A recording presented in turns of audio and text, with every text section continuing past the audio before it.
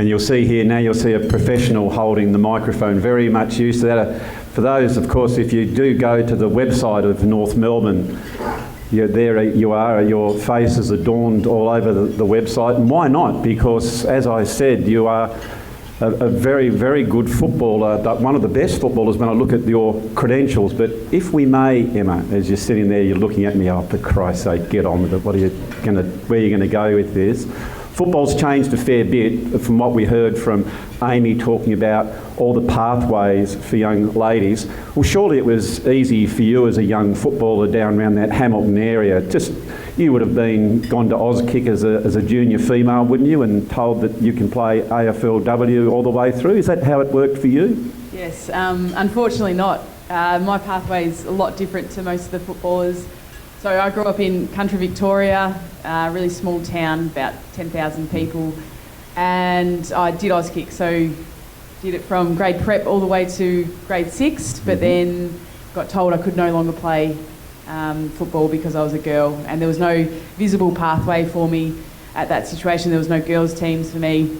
So going back home now, we've got a women's team, we've got 2 junior girls' teams, so it's so great to see so many pathways and to hear that there's so many girls' teams coming up in the Tassie regions as well. So very different to the opportunities that girls have nowadays, and I'm glad things have changed, but I wouldn't have it any other way. It's interesting you say that. It reminds me, I went to a little primary school just around the corner called Montague Bay Primary, and the best footballer that went to Montague Primary was a girl named Bronwyn O'Neill, and sadly she wasn't allowed to play in our grand final that year. She was our ruck. She dominated. We'd have kicking end to end, and you couldn't get around her. The old girl would just thump you. Are you a hard nut against the boys as well? Oh, absolutely. I've got white line fever like you wouldn't believe, so completely different person on and off the field. But I was this height too when I was 12, so you were a 165 centimetre dominator back then in the ruck. Yeah, pretty much.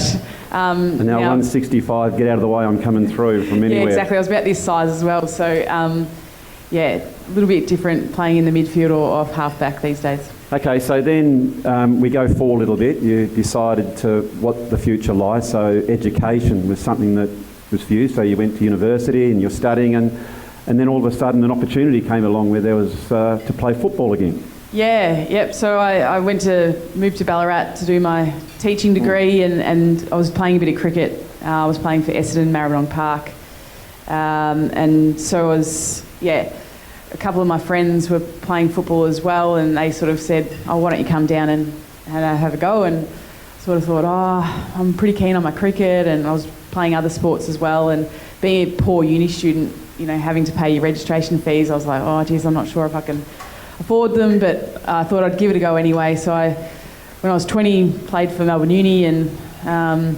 so thankful that my friend told me to come down, because if I hadn't, I wouldn't be standing in this room, and I wouldn't have the career and opportunities that I have today, and I'm very thankful of that. Now, I didn't just play for Melbourne Uni, let's be honest. I don't want to muck it up. Best and fairest to 11, 12, 13, 14, 16. Can I just say, what happened in 15? I don't know, I must have given the coach a bit of a spray or something. So obviously you went all right at the caper, and then it must have been with great excitement that the first draft came around. Yeah, I didn't think I'd be around when AFLW would get announced. Initially it was going to be 2020. Thankfully, given COVID, glad it wasn't in that year, and Gil McLaughlin pushed it forward to 2017, so I was still young enough and probably in my prime when it happened. So first draft, so back in those days there was a couple of marquee players, and then there was a pre-signing before the draft. Luckily for me, the Bulldogs picked me up as a pre-selection, so I didn't have to have that anxious weight of knowing who I was going to. I was a girl living in the western suburbs too, so a nice short trip to Whitten Oval was very appreciative. So lucky to win a premiership there in 2018, and then quickly jumped ship. Just hang on. So you won a premiership, and how did you go personally in that season? I got a few kicks. And how many kicks to get? Did you be best and fairest again? I won the. Oh yeah. I won the league best and fairest in that Just year. the league best and fairest, right? Yes. Very modest. Yeah, and then I quickly jumped ship to North Melbourne, who entered the competition in 2019, and I suppose a big part of that reason was at my club, Melbourne Uni, had a affiliation with North Melbourne. We were always able to use Arden Street as the facility to train at, use the gym, get access to some of their coaches that would come down, and some of their players, like a Ben Brown, when he was at the club, he would come down and help support us. So North Melbourne had always been a club that really supported women's footy, probably led by Sonia Hood, who was the head of community at that stage, now the president. So yeah, I was super fortunate to go land back at North Melbourne, and very happy at my decision. Of course, in football, a big part of it is the pre-season and preparation for the rigours of AFLW. But sometimes back in your time too, yours was a little bit different, because you weren't just playing football at a very high level, you were playing cricket at a very high level as well. How did you manage that? Yeah, it was challenging. So the first 2 seasons of AFLW, I was playing in the Big Bash League for Melbourne Stars. So I would have to try to balance, and the seasons were quite aligned. So there was times where I'd be travelling for the Stars and would have to miss out on some pre-season sessions for the Western Bulldogs at that stage. And then when I'd be travelling, I'd rope in some of my cricket teammates to do an extra running session with me, which begrudgingly they agreed on. But yeah, I just had to do it to keep fit and make sure that I was getting enough touches of the footy, so I knew that I was prepared come the season. But certainly challenging, because I was working as a teacher full time, so didn't have much of a social life. Luckily, most of my friends come from my sport, but certainly challenging, and that's probably why something had to give, and I had to give away cricket. There's been a lot in the media just of recent time about the money in the sport. What does it mean when all of a sudden there is a bit more of a financial gain for women to play football? What does that mean for players like you? Oh, it's just huge. It just means that there's less pressure. It means that we can spend a little bit more time in our training sessions. You see the significant difference it's made in the women's game in cricket.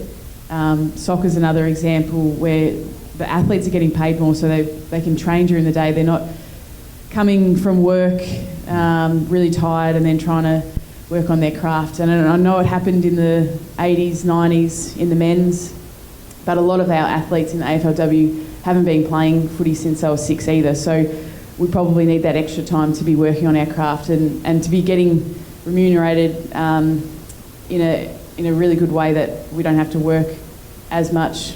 It certainly helps that, and we'll see a significant growth, I think, in the next few years as the money increases too.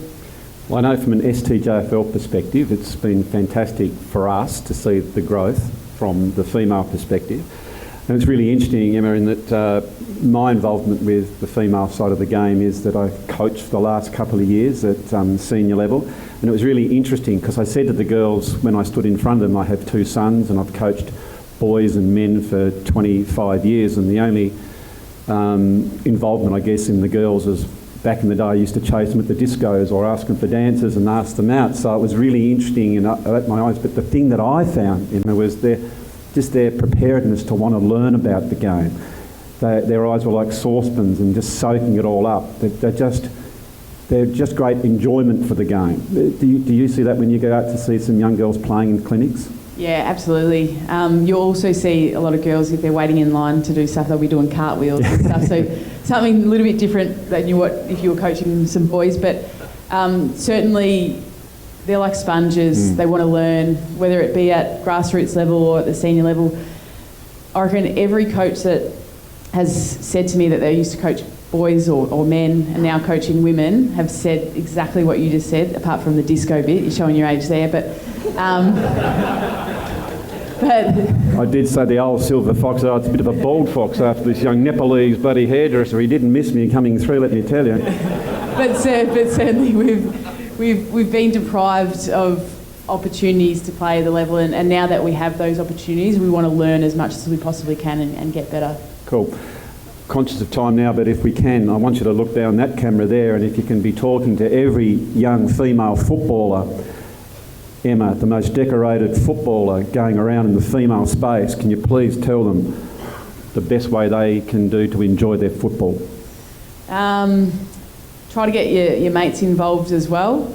I think the best way to enjoy your football is to continue to improve on your craft, take on feedback, make sure that you learn from the losses. It's not always going to be smooth sailing, you're not always going to win, you're not always going to play good, but if you can learn from those mistakes or those failures, you're only going to get better as a player and as a person. Emma, thank you so much for taking the time. Now, as you sit down, I'm sure I'm going to make mistakes, but we're very modest. So we got 2018 Premiership Player with the Dogs, 2018 AFLW Best and Fairest, 7-time AFLW All-Star, 2-time Western Bulldogs Best and Fairest, AFL Coaches Association AFL Champion of the Year, and VFLW 5 times Best and Fairest. Reasonable CV and a lovely person to boot from the short time that I've met you. Can we please thank Emma for coming along today? Thank you so much.